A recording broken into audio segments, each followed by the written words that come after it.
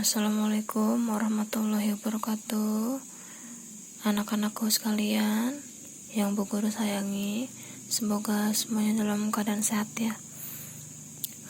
Dalam pertemuan kali ini, maksud Bu Guru dalam pembelajaran kali ini, kita akan membahas tentang wakaf ya, memahami hukum bacaan wakaf. Di sini ada pengertian wakaf. Wakaf menurut bahasa artinya menahan atau berhenti. Adapun menurut istilah adalah memberhentikan bacaan Al-Quran sejenak. Baik itu sekedar mengambil napas agar dapat melanjutkan bacaan atau untuk menghentikan bacaan. Ada macam-macam wakaf di sini. Ada wakaf ikhtiari. Nah, wakaf ikhtiari ini adalah wakaf yang dilakukan oleh pembaca atas pilihannya sendiri, tidak karena sebab-sebab sebagaimana pada wakaf lainnya. Jadi, misalkan kita berhenti di wakaf ikhtiari ini karena itu yang kita inginkan. Misalkan kita sudah tidak kuat ya. Misalkan kita tidak kuat melanjutkan bacaan, tetapi di situ tidak ada wakaf, boleh berhenti, tapi diulang lagi dari kalimat sebelumnya. Boleh, itu namanya wakaf ikhtiari. Kemudian ada di sini wakaf idtirori. Ini artinya katanya memberhentikan bacaan Al-Quran walaupun sebenarnya belum diperbolehkan untuk berhenti menghentikan bacaan tersebut karena lupa atau pendek nafasnya. Sama ya, seperti yang di atas ini. Boleh diberhentikan misalkan lupa atau tidak kuat nafasnya. Kemudian di sini ada yang tadi di sini ditinjau dari sengaja atau tidaknya. Ya, kalau yang ini ditinjau dari segi kesempurnaan menghentikan suatu bacaan ya. Di sini ada wakaf tam. Wakaf tam ini atau wakaf sempurna ini adalah menghentikan bacaan Al-Quran pada kalimat yang tidak memiliki ikatan dengan kalimat sebelumnya, baik dilihat dari segi lafal maupun maknanya. Jadi ini wakaf yang sempurna ya. Kemudian yang kedua di sini ada wakaf kafi. Nah, wakaf kafi ini atau wakaf cukup ini adalah menghentikan bacaan Al-Quran pada kalimat yang tidak memiliki ikatan dengan kalimat sesudahnya maupun sebelumnya. Dalam hal ini tetapi berkaitan dalam hal maknanya. Kemudian ini ada wakaf hasan. Wakaf hasan ini adalah menghentikan bacaan Al-Quran pada suatu kalimat yang susunan kalimatnya sudah sempurna, namun jika ditinjau dari segi kaidah tata bahasanya antara kalimat sesudah dan sebelumnya masih berkaitan. Ada wakaf kabih, juga ini katanya wakaf buruk, menghentikan bacaan Al-Quran pada kalimat yang tidak sempurna sehingga dapat membingungkan arti atau maksudnya. Ada wakaf bayan, di sini menghentikan suatu bacaan Al-Quran dalam suatu kalimat yang jelas artinya atau pengertian sesudahnya. Wakaf jaiz ini menghentikan suatu bacaan dalam satu kalimat yang merupakan pengecualian dari semua bentuk wakaf. Nah, ini wakaf salih, menghentikan suatu bacaan Al-Quran dalam satu kalimat karena menjelaskan pada lafal sesudahnya. Wakaf mafhum ini artinya menghentikan bacaan Al-Quran pada satu kalimat yang sempurna sehingga kalimat tersebut dapat dijadikan permulaan bacaan. Ada di sini tanda-tanda wakafnya ya yang sering kita lihat di Al-Quran. Nah, di sini ada wakaf lazim ini ya. Wakaf lazim ini, tanda wakaf ini menunjukkan harus berhenti ya. Seperti contohnya seperti ini, ayah sabu alayyuk dirolaihi ahad. Ini harus berhenti karena ada wakof mim. Nah, kemudian ini huruf zim, ini wakof jaiz, ya, tanda wakof yang mengharuskan berhenti atau terus sama saja, atau boleh berhenti, boleh terus. Ya, jika kalian menemukan tanda wakof seperti ini, kalian boleh berhenti. Jika tidak kuat nafasnya, berhenti boleh. Jika merasa kuat nafasnya, dilanjutkan juga boleh. Ini kola atau al-waqfu aula. Tanda wakof ini menunjukkan lebih baik berhenti walaupun nafas masih kuat. Ini wajib berhenti, ya, lebih baik berhenti. Contoh seperti ini, wa mayyak tumha fa innahu athimu qalbuh. Harus berhenti. Kalau misalkan ini sholat atau bacaan al-waslu aula, ini tanda wakof yang menunjukkan boleh berhenti tetapi meneruskan bacaan lebih utama. Jadi diwajibkan lanjut, ya, tidak diwajibkan sih, diperbolehkan untuk lanjut, tapi jika dilanjutkan itu lebih utama. Kemudian ini ada huruf lafaz atau wakof la, wakof namnu namanya, tanda wakof yang menunjukkan dilarang berhenti atau lebih baik dilanjutkan, ya. Kalau bertemu ini harus lanjut. Kemudian kalau bertemu titik 3 seperti ini atau wakof mu'annaqoh, ini artinya wakof dilarang berhenti pada kedua tanda wakof. Jadi kalau ingin berhenti salah satu, ya. Sudah pernah bu guru jelaskan, ya, setiap ngaji jika ada bertemu tanda seperti ini, salah satu harus berhenti, ya. Ini ada so, wakof, murokos, tanda wakof agar melembutkan dalam memanjangkan kalimat atau sejenisnya.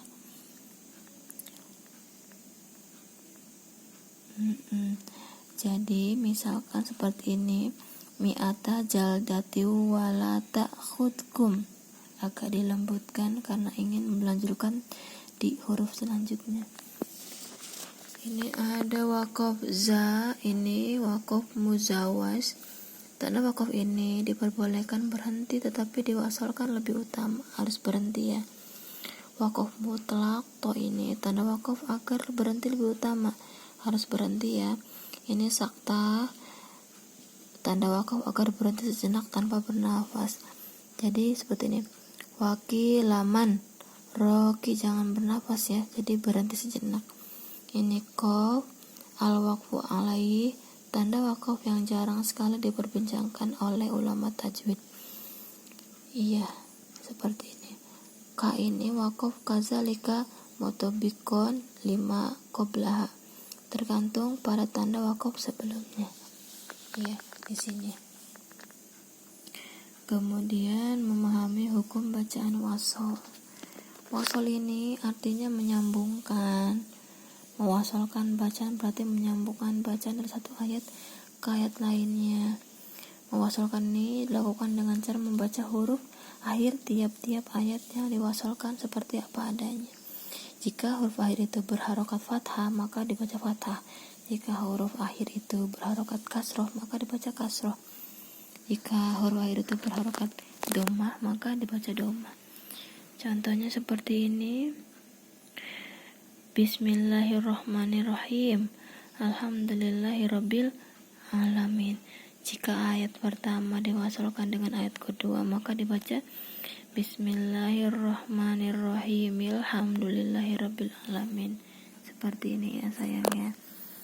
Jika misalkan ini berhentikan, Bismillahirrahmanirrahim, berhentikan. Alhamdulillahirabbil alamin, berhenti. Jika dilanjutkan, berarti baca seperti Bismillahirrahmanirrahim, Alhamdulillahirabbil alamin. Di sini disambung maksudnya, ya. Kemudian kita lanjut. Nah, ini juga sama seperti tadi. Qul a'udzu birabbin nas, berhenti. Malikin nas, berhenti. Nah, jika ayat pertama diwasalkan berarti baca seperti ini. Qul a'udzu birabbin nas malikin nas. Di sini disambung ya. Ya, akhirnya juga sama. Ini tadi juga sama dengan yang tadi ya. Kita langsung ke bab selanjutnya sayang ya, tentang hadis ciri orang munafik. Ini di sini mengenal hadis orang munafik. Munafik di sini artinya salah satu perbuatan tercela dan terkadang kita tidak sadar melakukan perbuatan tersebut. Untuk menghindarinya, kita sebaiknya menyimak materi dengan benar. Di sini ada contohnya hadisnya ya. Baca An Abi Hurairah radhiyallahu an qala Rasulullah sallallahu alaihi wasallam ayatul munafiqi thalathah idza hadatsa kadzab wa idza wa'ada akhlaf wa idza tumina khana. Nah, katanya di sini sudah sepatutnya kita sebagai umat Islam untuk dapat membaca hadis dengan fasih dan benar agar tidak menyalahi arti, maksud dan tujuannya. Di sini ada An Abi Hurairah radhiyallahu anhu qala Rasulullah sallallahu alaihi wasallam ayatul munafiqi thalathah idza hadatsa kadzab wa idza wa'ada akhlaf wa idza tumina khon. Nah, di sini kalian bisa baca kata per kata biar lebih jelas. Kalian baca kata per katanya sampai sini. Nah, sekarang Bu Guru artikan terjemahan keseluruhannya, tinggal kalian dipenggal kata per katanya. Di sini ada An Abi Hurairah radhiyallahu anhu qala Rasulullah sallallahu alaihi wasallam ayatul munafiqi thalathah idza haddatsa kadzab wa idza wa'ada akhlaf wa idza tumina khana. Artinya, dari Abu Hurairah radhiyallahu an, Rasulullah SAW bersabda, tanda-tanda orang munafik itu ada 3, katanya itu apabila berkata dia berdusta, apabila berjanji ia ingkar, dan apabila percaya dia berkhianat. Itulah ciri-ciri orang munafik ya. Nah, di sini iya, seperti tadi ya, Bu Guru tadi kan langsung ya. Tapi alangkah baiknya kalian sebelum membaca hadis itu membaca basmalah terlebih dahulu, kemudian baca hadis tentang ciri-ciri orang munafiknya berulang-ulang, kemudian mintalah bantuan temanmu jika ada kesulitan, atau teman atau orang tua atau kakak ya boleh. Nah, jika sudah hafal, majulah ke depan kelas. Nanti buku ada tugas tentang hadis ini. Nah, di sini diingat-ingat tadi itu ada 3 ya. Ciri-cirinya 1, jika berkata ia dusta, jika berjanji ia mengingkari, jika diberi amanat ia khianat. Ini ciri-cirinya ya. Nah, ada sedikit di sini firman Allah, katanya wa minan nasi may yaqulun amanna billahi wa bil yaumil akhir wa ma hum bimu'minin. Artinya, dan di antara manusia ada yang berkata, kami beriman kepada Allah dan hari akhir, padahal sesungguhnya mereka itu bukanlah orang-orang yang beriman. Nah, itulah disebut orang munafik sayang ya. Nah, ini contoh-contohnya ada firman-firman Allah. Selain munafik, ini juga ada nifak, merupakan salah satu penyakit hati juga. Seseorang yang terkena penyakit ini akan sangat berbahaya baik bagi dirinya maupun orang lain, karena nifak ini bagi si munafik itu sendiri, karena penyakit ini semakin lama akan terus berkembang biak semakin parah, katanya. Ini firman Allah, fi qulubihim maradun fazadahumullahu marada. Dalam hati mereka ada penyakit, lalu Allah menambah penyakitnya itu. Seperti itu ya. Ini juga ada firman Allah, wa idlaqul ladzina amanu qalu amanna wa idza khalau ila syayatinihim qalu inna ma'akum innama nahnu mustahzi'un. Ya, di sini katanya, dan apabila mereka berjumpa dengan orang yang beriman, mereka berkata, kami telah beriman. Tetapi apabila mereka kembali kepada setan-setan atau para pemimpin mereka ini, setan ini, mereka berkata, sesungguhnya kami bersama kamu, kami hanya berolok-olok. Itu orang-orang munafik ya. Nah, cara mengamalkan isi kandungan ini ke depan sehari-hari, biasanya kita sifat-sifat orang munafik ini harus kita jauhi ya. Janganlah kita berbohong, berkata jujur apa adanya. Itu harus, setiap apapun itu, walaupun itu salah, kejujuran adalah hal yang paling indah ya. Tidak boleh berbohong, karena Allah tidak suka orang yang suka berbohong. Nah, jauhilah untuk menjadi pengkhianat, karena orang yang selalu berkhianat tidak akan disenangi oleh siapapun, kapanpun dan dimanapun ia berada. Maka dari itu jauhilah sifat-sifat munafik tersebut agar hidup kita bahagia dunia akhirat. Sikap dan perilaku menjauhi sifat munafik. Nah, jika kita ingin menghindari orang-orang munafik itu, kita juga harus menanamkan pada diri kita sendiri itu untuk tidak berkata bohong, selalu berkata jujur ya. Kemudian biasakan menepati janji, kemudian biasakanlah menjaga amanah ya. Kemudian hikmahnya di sini bisa membiasakan sifat jujur ini bisa dipercaya oleh orang ya. Di samping itu juga kita akan merasa tenang, keteguhan hati ya, tidak merasa bersalah jika kita sudah jujur tentang kesalahan kita. Kemudian membiasakan menjaga amanah ya sayang ya.